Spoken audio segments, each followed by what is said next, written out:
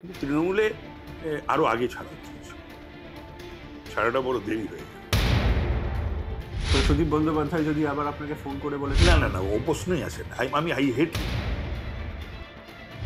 মানে প্রার্থী উৎসাহিত হবেন? করবো, আমার সেটা ইচ্ছা নেই।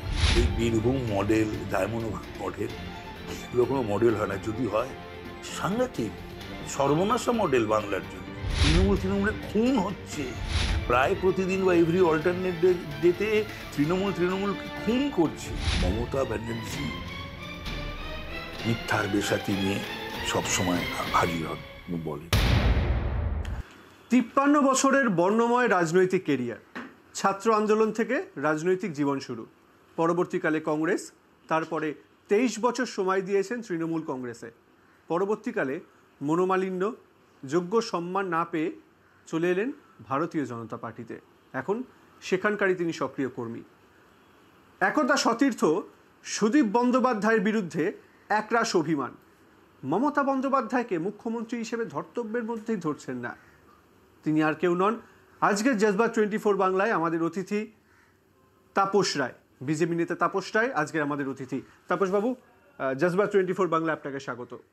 প্রথমেই যে প্রশ্নটা আপনাকে জিজ্ঞেস করব সেটা হচ্ছে, দীর্ঘ জীবন কাটিয়েছেন রাজনৈতিক জীবন তৃণমূল কংগ্রেসে, আজকে আপনি ভিন্ন দলে। সেটা কিছুটা অভিমানের কারণ, আপনি আগে ব্যাখ্যা করেছেন। পুরনো দিনের নেতা কর্মী যাদের সঙ্গে কাঁধে কাঁধ মিলিয়ে লড়েছেন, মিস করেন তাদেরকে? না, সেগুলো কোনো ব্যাপার না। তারও আগে তো কংগ্রেসে ছিলাম, একেবারে যথাযথ কারণেই কংগ্রেস ত্যাগ করা সিপিএম এর হাত থেকে, সেটাও সেই সময় অনেকেই করেছিল। তারপরে তৃণমূলে, কিন্তু তৃণমূলে আরো আগে ছাড়া উচিত ছিল, ছাড়াটা বড় দেরি হয়ে গেল। তৃণমূলের জন্য আপনি অনেক কিছু করেছেন, অনেক দায়িত্ব পালন করেছেন। কোনো ব্যাপার না, সময়টা তো দিয়েছি, কিছু করিনি আমি কিছু করিনি। কিন্তু আমি যে 23টা বছর একটা মানুষের জীবনে কতখানি, এইটুকুনি তো মানুষের জীবন, তার মধ্যে 23টা বছর দিয়েছি। এবং আমি খুব সিরিয়াসলি নিষ্ঠার সঙ্গে, সততার সঙ্গে আমাকে যখন যেটা বা যে দায়িত্ব আমাকে দেওয়া হয়েছিল আমি সেটা পালন করেছি, সেটা তো আমি করেছি।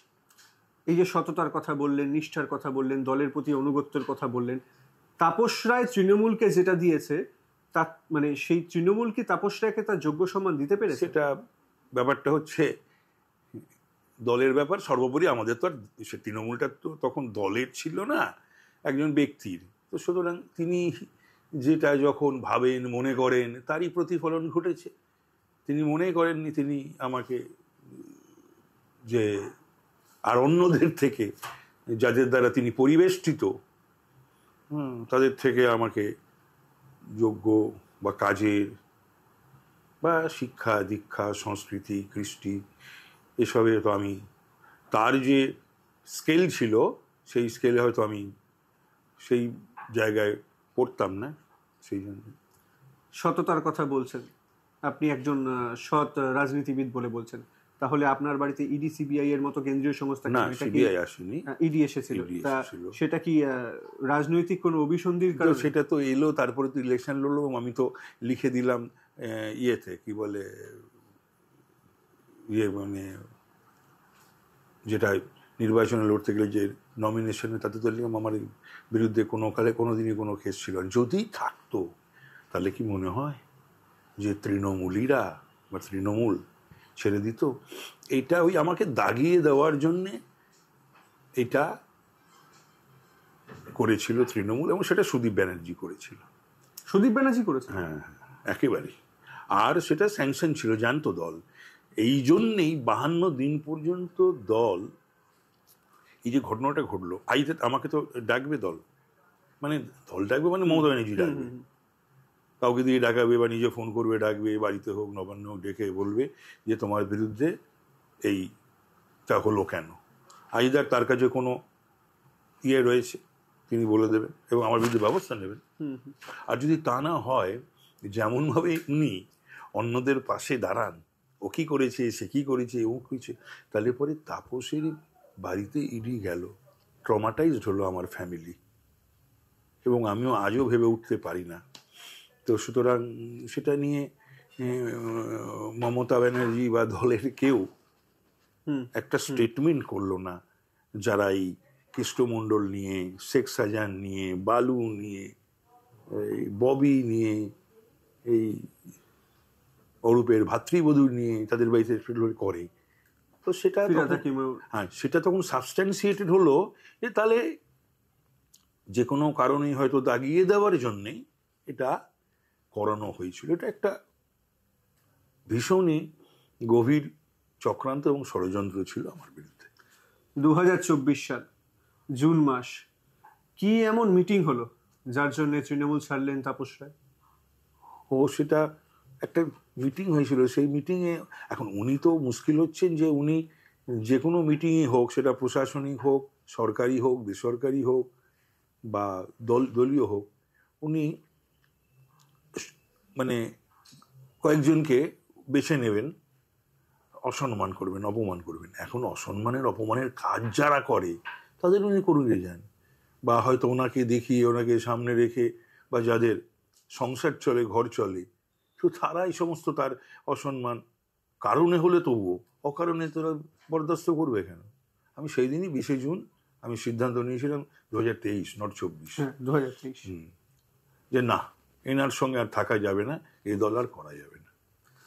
সুদীপ বন্দ্যোপাধ্যায়, প্রথমেই প্রসঙ্গটা উঠলো সুদীপ বন্দ্যোপাধ্যায়, আপনি একেবারে নাম করে বললেন যে তিনি কনস্পিরেসি করেছেন। কনস্পিরেসি করেছে মানে ও তো সবসময় আমাকে ভাবতো ওর প্রতিদ্বন্দ্বী, তো সুতরাং আমাকে যদি কোনো রকমে কায়দা করা যায়, কৌশল করা যায়, চক্রান্ত করে, ষড়যন্ত্র করে, তাহলে একটু মুক্ত পুরুষ হবে।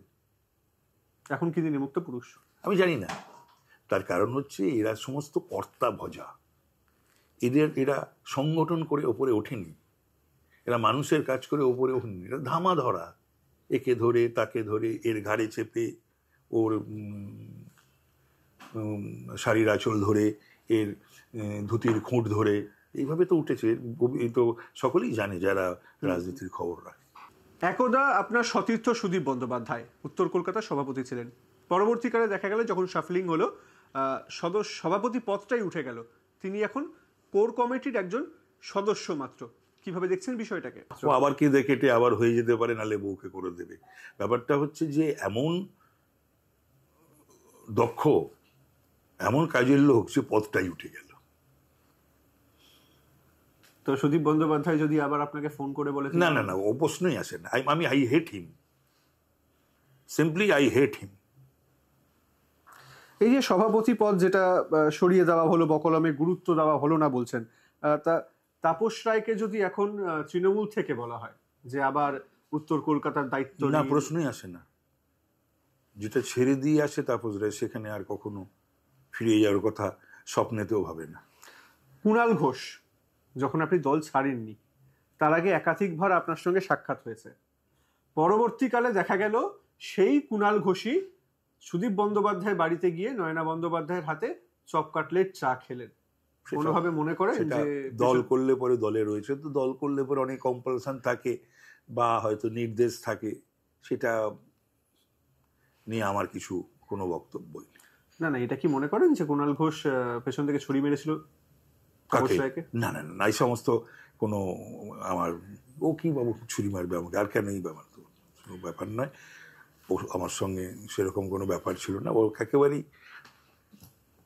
অত্যন্ত মানে বয়সেও ছোট, সাংবাদিক হিসাবেই ওর পরিচিতি ছিল, জানতাম, চিনতাম অনেক আগে থেকে। কারণ আমি বিদ্যাসাগরের যখন এমএলএ ছিলাম, বিদ্যাসাগর যেখানটা শেষ হচ্ছে কর্নারটা, ঠিক তার উল্টো দিকেই ছিল ওর বাড়ি। সামনেই 2026-এর বিধানসভা নির্বাচন, সেখানে চৌরঙ্গী বিধানসভাতে নয়না বন্দ্যোপাধ্যায়ের বিরুদ্ধে বঙ্গ বিজেপি যদি তাপস রায়কে ক্যান্ডিডেট হিসেবে চুজ করে, নেবেন চ্যালেঞ্জটা? দল কি করবে না করবে আমি তো জানি না। আমি এই দলে একেবারেই একজন নতুন, এই 15-16 মাস চলছে এই দলে। 1, 2 হচ্ছে যে আমার যেটা ইচ্ছা আছে সেটা যে আমি এই 26-এর নির্বাচনে আমাকে বেশ কয়েকটা যদি কেন্দ্র দায়িত্ব দিয়ে দেয়, আমি উদয়স্ত সেখানে গিয়ে আমি মানুষের সামনে জনসভা করব, স্ট্রিট কর্নার্স করব এবং কর্মী মিটিং করে কর্মীদের উৎসাহিত করব। আমার সেটা ইচ্ছা নেই। প্রার্থী হওয়ার ইচ্ছা নেই? না, আমার ব্যক্তিগতভাবে। আর দল যদি চায়? সেটা তো দল চাক আগে, দল চাইলে পরে সেটা তো তখন দলের সঙ্গে যখন কথা হবে তখন ভাববো, দেখবো। কলকাতায় অমিত শাহ এলো এবং সেখানে নেতাজি ইন্ডোরে সভা হলো। অতীতে দেখা গেছে যখন তিনি ধর্মতলা মোড়ে, যেখানে তৃণমূলের 21শে জুলাইয়ের সভা হয়, সেই সময় সেই সভার অনুমতি নিতে হাইকোর্ট পর্যন্ত যেতে হয়েছিল। সে তো 89 না 90টা শুভেন্দুকে হাইকোর্টে গিয়ে মিছিল মিটিং সারা বাংলায় কোথাও, কলকাতা সহ কোথাও মিছিল মিটিং করতে গেলে, এমনই গণতান্ত্রিক একটি সরকার পশ্চিমবাংলায় যে 89, 90 বা 91 হতে পারে, হাইকোর্টে গিয়ে অনুমতি নিতে। হ্যাঁ, আমি সেটাই বলছি যে এর আগে অমিত শাহকে পর্যন্ত নিতে হয়েছে। রিসেন্টলি দেখা গেল অমিত শাহ নেতাজি ইন্ডোরে বিজেপি কর্মী সমর্থকদের নিয়ে সভা করলেন। বাম এতদিন ধরে যে অভিযোগটা করে এসেছে যে দিদি মোদি সেটিং, সরকারের অধীনে থাকা ইন্ডোর, সেখানে অমিত শাহ সভা করছেন, সেটিং তথ্যটা কি আবারও সামনে আসছে না? না না, সে তো এখন কংগ্রেস সিপিএমের সেটিংয়ের কথাও তো বহু বছর ধরে শোনা গেছিল, এবং পরবর্তীকালে তো দেখা গেল যে কংগ্রেস সিপিএম একসঙ্গে নির্বাচন লড়ছে বা চলছে। এখন এটাই তো স্বাভাবিক গণতান্ত্রিক বন্দোবস্তে ব্যবস্থায় সারা ভারতবর্ষে, বাংলায় শুধু না, সারা ভারতবর্ষে মাল্টিপার্টি সিস্টেমে, ডেমোক্রেসিতে যে কোনো রাজনৈতিক দল একটা মিটিং করবে, একটা মিছিল করবে, সেখানে তারা প্রশাসনের কাছ থেকে সহযোগিতা পাবে। তো এটা তো খুব বড় কথা নয় একেবারে। এটা যেন পশ্চিমবঙ্গ সরকার যেন করুণা করছে, দয়া করছে আমাদের প্রতি, তেমন তো ভাবার কোনো কারণ। মমতা বন্দ্যোপাধ্যায়কে কাছ থেকে দেখেছেন, অভিষেক বন্দ্যোপাধ্যায়কে কাছ থেকে দেখেছেন, দীর্ঘ রাজনৈতিক জীবন যেটা আপনি তৃণমূলে কাটিয়েছেন। একটা কথা শোনা যায়, মমতা বন্দ্যোপাধ্যায় একটা লবি, অভিষেক বন্দ্যোপাধ্যায় একটা লবি। জিনিসটাকে কিভাবে দেখছেন? না, আমার এখন ওই সমস্ত জিনিস কোনো দেখার আর আমার ইচ্ছাও নেই। এটা কি সত্যি? ছেড়ে এসেছি, ব্যাস। হ্যাঁ, তো মাঝে মাঝেই তো দেখা যায়, তো সেগুলো নাটক না সত্যি না কি ঘটনা ভগবান জানে, আমি বলতে পারবো না। ডায়মন্ড হারবার মডেল, যেখানে দেখা গেল কিছুদিন আগেই, মাসখানেক 2-3 মাস আগেই, সেবাশ্রয় বলে একটা প্রকল্প করলেন তিনি, ডায়মন্ড হারবার মডেল সামনে রেখে। সেখানে নর্থ বেঙ্গল থেকে একটি শিশু, তিনি সেখানে চিকিৎসা পাননি, তিনি সেবাশ্রয়ে এসে চিকিৎসা করলেন। যারা বলেন তারা বুঝবেন, এই বীরভূম মডেল, ডায়মন্ড মডেল, এগুলো কোনো মডেল হয় না। যদি হয় সাংঘাতিক সর্বনাশা মডেল বাংলার জন্য। Birbhum model, diamond Harbour model. মানুষ যদি ডায়মন্ড হারবারকে পর্যালোচনা করে আর বীরভূমকে পর্যালোচনা করে এবং তার সঙ্গে যুক্ত মানুষদের যা যা কাণ্ডকলাপ, কীর্তিকলাপ সে যদি পর্যালোচনা করে, তাহলে তো ভয়ঙ্কর। তাহলে বাংলার মানুষের তো ভাবতে হবে তো যে এই ডায়মন্ড হারবার মডেল বা বীরভূম মডেল, এটা যদি সারা বাংলায় এর যদি ছবি বা এর যদি প্রতিফলন ঘটে, আমি জানি না, I am very much afraid of that. Mamata Bandyopadhyay পরে তৃণমূলের মুখ কে হতে পারে জানি না। মমতা বন্দ্যোপাধ্যায়কে টেক্কা দেওয়ার জন্য বিজেপিতে মুখ রয়েছে, 100টা মুখ রয়েছে। যেমন রয়েছে, তোকে বলবো কেন, অতই রয়েছে, অনেক রয়েছে, ভালো ভালো মুখ রয়েছে, খুবই ভালো ভালো। এইগুলো মুখ আর মুখ নয়, এটা তো পরিস্থিতি, পরিবেশে, এবং যদি যখন সুযোগ পায় কাজ করার, সামনে যাওয়ার, পদে যাওয়ার, তখনই তো তার আসল তার টেস্টটা হয়। আর 2026 মমতা ব্যানার্জি কি হওয়ার আগে কি মমতা ব্যানার্জি হয়েছিল? আস্তে আস্তে আস্তে আস্তে সে নিজেকে যেমন এবং তাতে সমস্ত মানুষ পাশে দাঁড়িয়েছিল সিপিএমের। এটা ওর একার কোনো কৃতিত্ব নয়। ও যেটা দেয় ওকে, তারা ওই স্থাবকতা করে আর নিজে নেয়, সেটাও সবসময় আমিত্বের মধ্যেই ও থাকতে চায়। সেটা একেবারেই দুটো কারণে মমতার সৃষ্টি বা তৃণমূলের সৃষ্টি। কারণ এক, 6-7টা বছর যে সিপিএমের লাগাম ছাড়া হয়ে গেছিল, কন্ট্রোল করছিল না অথবা কন্ট্রোল করতে পারছিল না প্রশাসন, সাধারণ প্রশাসন, পুলিশ প্রশাসন, পলিটিক্স, সমস্ত কিছু মিলে। আরেকটা হচ্ছে যে কংগ্রেসের যে আমাদের 5 জন নেতা ছিলেন, মূলত তাদের ওই যে স্তরে নিয়ে যাওয়া উচিত ছিল সিপিএম বিরোধী আন্দোলনটাকে, তারা সেটা নিয়ে যায়নি বা নিয়ে যেতে পারেনি। তার জন্যই সৃষ্টি হলো তৃণমূলের এবং মমতা ব্যানার্জি। আপনি বলছেন বিজেপিতে 100টা মুখ আছে যারা মমতা বন্দ্যোপাধ্যায়কে রিপ্লেস করতে পারে, একেবারে। তাহলে 2021-এ এরকম ফল কেন? না, 2021-এর ফল তো এরকমভাবে একেবারে সঙ্গে সঙ্গে, এটার জন্য আবার সময় লাগবে 1 ঘন্টার উপর। 2021-এর ব্যাপারে তার পেছনে দেখতে হবে তো যে এখানে এখানে মাইনরিটি ভোট, পুলিশকে ব্যবহার, দুর্বৃত্তদের ব্যবহার, পুরো একটা লুট, মার ধর, অশান্তি কি হয়েছিল। আফটার ইলেকশনও কি হয়েছিল? কোথাও হয় এরকম? ইলেকশনের দিন কি হয়েছিল? ইলেকশনের কয়েকদিন আগে কি হয়েছিল? তো সেইগুলো সমস্ত ব্যাপার, সেগুলো তো নিশ্চয়ই সেন্ট্রাল গভর্নমেন্ট, ইলেকশন কমিশনের এবং সেন্ট্রাল ফোর্স তো ডিপ্লয়মেন্ট হলেই তো হবে না, তাদের তো পারফর্ম করতে হবে, অ্যাক্টিভ থাকবে। 2021 সালের সময় বা 2019-এ যখন লোকসভা নির্বাচন হয় তখন দিলীপ ঘোষ রাজ্য সভাপতি ছিলেন। আশানুরূপ ফল করলো বিজেপি, যে টার্গেট ছিল সেটা পূরণ করতে না পারলেও আশানুরূপ ফল করলো, এক ধাক্কায় অনেকটা এমএলএর সংখ্যা বাড়লো। পরবর্তীকালে সুকান্ত মজুমদার রাজ্য সভাপতি হলেন, গ্রাফটা ভোটের নিরিখে যদি বলি নেমে গেল। সেক্ষেত্রে দিলীপ ঘোষকে সরানোটা কি কোনোভাবে মনে করছেন যে ভুল সিদ্ধান্ত ছিল?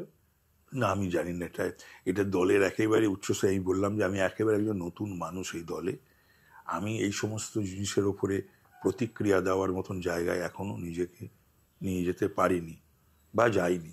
তো সুতরাং দল যেটা ঠিক করে, দলের সিদ্ধান্তটা, অল ইন্ডিয়া পার্টি, জাতীয় দল, এবং এতগুলো রাজ্যে কেন্দ্রে তারা শাসন করছে, তো সুতরাং তারা সিদ্ধান্ত যেটা নিয়েছে সেটা ভালোর জন্যই, আগামী দিনেও যে সিদ্ধান্ত নেবে ভালোর জন্যই নেবে। বিজেপি এখনো ক্ষমতায় আসেনি, এখনো পর্যন্ত সেইভাবে প্রভাব বিস্তার করতে পারেনি। তার মধ্যেই দেখা যাচ্ছে বিভিন্ন মন্ডল সভাপতিকে ঘিরে বিক্ষোভ, সল্টলেক অফিসে। হতেই পারে, এত বড় দল হতে পারে, কোন দলে নেই, কোন দলে নেই? তো সেটা সরকার এলে তো আরো বাড়তে পারে। কংগ্রেস শূন্য হয়ে যাওয়া, কংগ্রেসে নেই, নেই। 1, শূন্য হয়ে যাওয়া সিপিএমে নেই। 2, তৃণমূলে নেই। তৃণমূলে খুন হচ্ছে প্রায় প্রতিদিন, বা এভরি অল্টারনেট ডেতে তৃণমূলকে খুন করছে, প্রতিদিন অশান্তি। এহেন কোনো ব্লক নেই, এহেন কোনো বিধানসভা নেই, এহেন কোনো জেলা নেই, লোকসভা কেন্দ্র নেই যেখানে খুনোখুনি হচ্ছে না। অনুব্রত গণতান্ত্রিক যদি দল হয় সেখানে নিশ্চয়ই পছন্দ অপছন্দ থাকবে, তবে নিশ্চয়ই একটা স্তর পর্যন্ত যাবে, তার বেশি যাওয়া নিশ্চয়ই, আমি আমার দলের কথা দিয়ে বলছি, উচিত না। নিশ্চয়ই থাকতেই পারে, একটা আলোচনা হবে দলের মধ্যে, ভালো মন্দ আলোচনা হবে, দল এগোবে।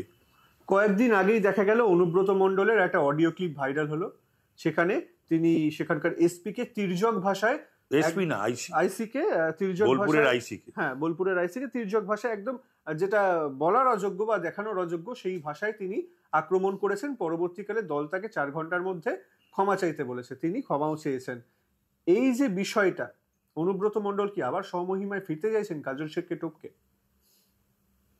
ও কি করতে চাইছি না সেটা জানি না, তবে তৃণমূলের সাধারণ যে সংস্কৃতি এবং গত 14 বছরে যে রাজনৈতিক সংস্কৃতি কোথায় এসে পৌঁছেছে বা দাঁড় করিয়েছে, সেটার কিন্তু প্রতিফলন ওই সেদিনের অডিও ক্লিপিং, এবং সেখানে যারা পাঠাচ্ছে সকলকে, সেখানে নাকি বলছে যে হেডফোন ব্যবহার করো। হ্যাঁ, একদমই তাই। মানে লজ্জার কথা। আসলে কেষ্ট তো দিদির খুব স্নেহভাজন, তারপরে কি বীর বলে, বীরের মর্যাদা নিয়ে ইন্ডোরে বলেছিল বীরের মর্যাদা দিয়ে নিয়ে আসতে হবে। তারপরে ও অন্যায় করলে বলে ওর মাথায় অক্সিজেন যাচ্ছে না, এবার নাকি ও নিজেই বলেছে ওষুধ খায়। ওর মাথায় অক্সিজেন যাচ্ছে না, তাতে বীরভূমের মানুষের কোন দায় আছে? চিকিৎসা করা।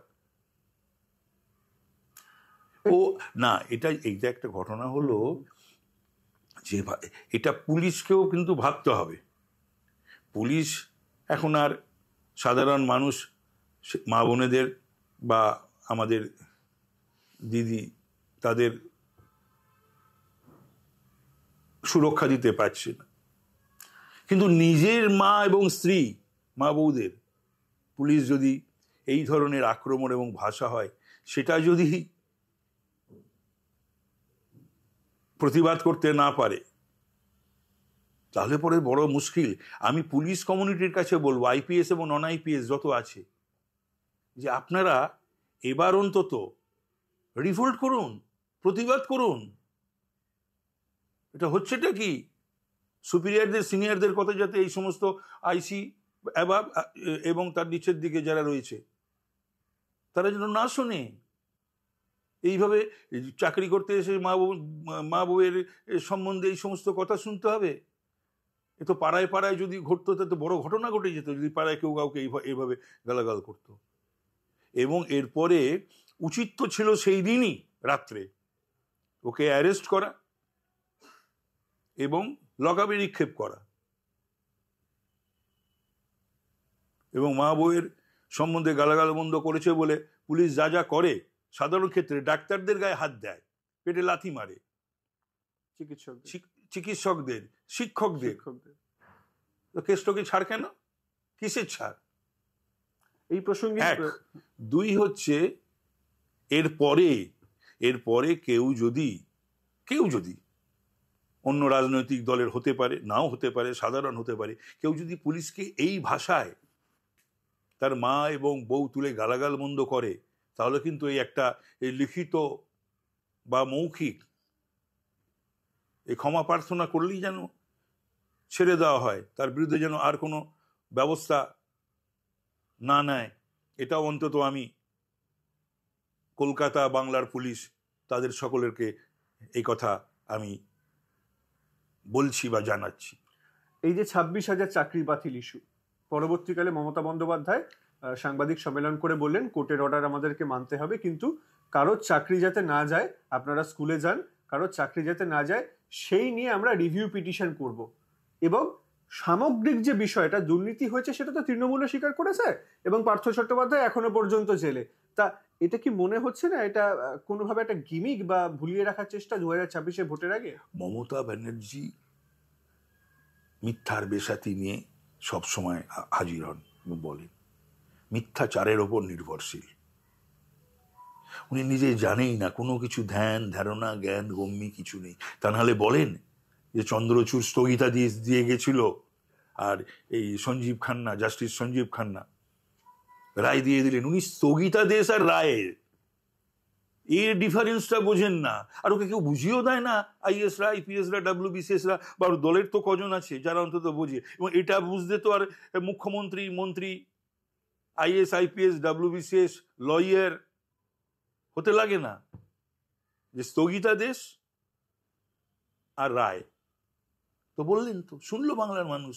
বাংলার মুখ্যমন্ত্রী স্থগিতাদেশ এবং রায়ের ডিফারেন্সটা বোঝেন না, এবং তিনি সবসময় শিল্প বাংলা থেকে উঠে গেছে, কিন্তু বাংলায় দুর্বৃত্ত আর দুর্নীতিরাজ শিল্পের পর্যায়ে নিয়ে গেছেন উনি।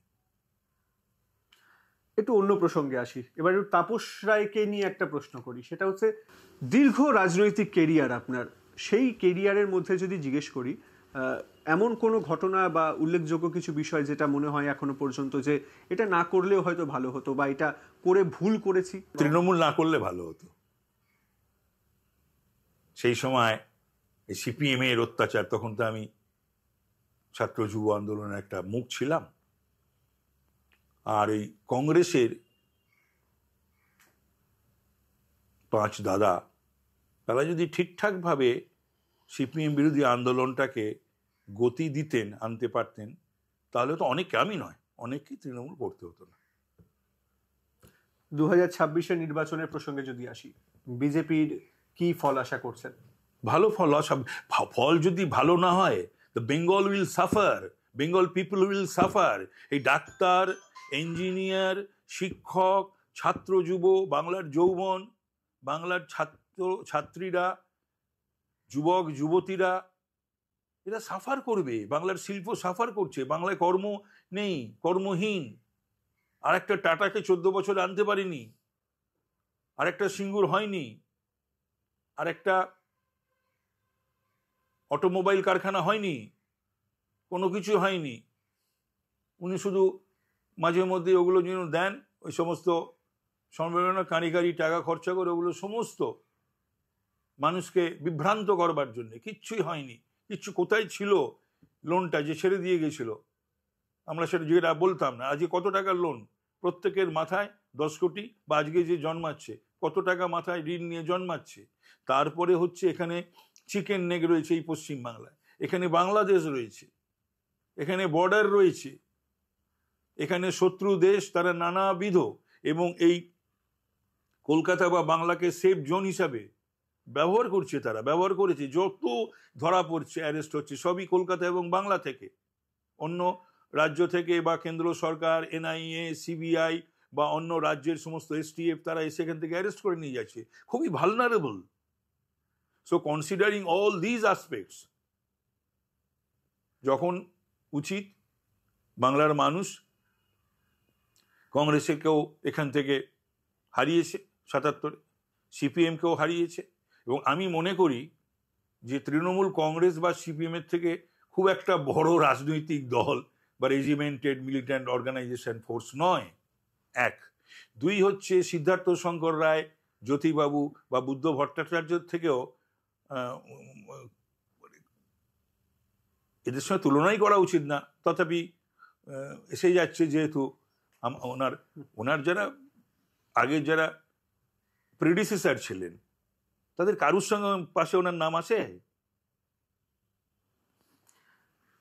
এখন বলবেন আমি তো পাপের প্রায়শ্চিত্ত যতদিন বাঁচবো ততদিন করছি। প্রায়শ্চিত্ত বলতে প্রায়শ্চিত্ত এই যে 23 বছর তৃণমূল করা, মানে এটাকে পাপ, মানে তৃণমূল করাটাকে পাপ বলে? একেবারে আমার জন্য আমি পাপ করেছি 23 বছর, আমার জীবনের 23টা বছর আমি দিয়ে দিয়েছি, অন্য কিছু করতে পারতাম। কিন্তু 26-এ নির্বাচনে যদি ভালো ফল করতে হয় বা ক্ষমতায় আসতে হয়, সেক্ষেত্রে তো সাংগঠনিক শক্তি শুধুমাত্র শহর কলকাতা বা শহর, কোন সাংগঠনিক শক্তি ছিল 77-এ সিপিএম এর? কোন সাংগঠনিক শক্তি ছিল 2011-এ তৃণমূলের? আমি তো লড়েছি, লড়িয়েছি। আমি প্রতিটা নির্বাচনের দায়িত্বে থাকতাম, ইলেকশন এজেন্ট থাকতাম পার্লামেন্টে, অ্যাসেম্বলিতে নিজে লড়তাম। মানে 26-এ সম্ভাবনা রয়েছে 100 বার। অনেক ধন্যবাদ তাপসবাবু জজবাত 24 বাংলাকে সময় দেওয়ার জন্য। 2026-এ নির্বাচনের আগে সাংগঠনিক দুর্বলতা নেই এমনটাই মনে করছেন। 21-এ যে ভুলটা হয়েছে সেই ভুল 26-এ হবে না এমনটাই মনে করছেন তাপস রায়। সেই সঙ্গে মমতা পরবর্তী জামানায় তৃণমূলের ভবিষ্যৎ নিয়েও ঘোরতর প্রশ্ন তুলে দিলেন। একাধিক শীর্ষ নেতৃত্বকে এক হাত দিলেন। 23 বছর তৃণমূলকে যে দিয়েছেন সেটা তার জীবনের সবথেকে বড় ভুল বলে মনে করছেন এই বর্ষিয়ান বিজেপি নেতা। জজবাত 24 বাংলার জন্য শঙ্খদীপ মুখোপাধ্যায়, কলকাতা।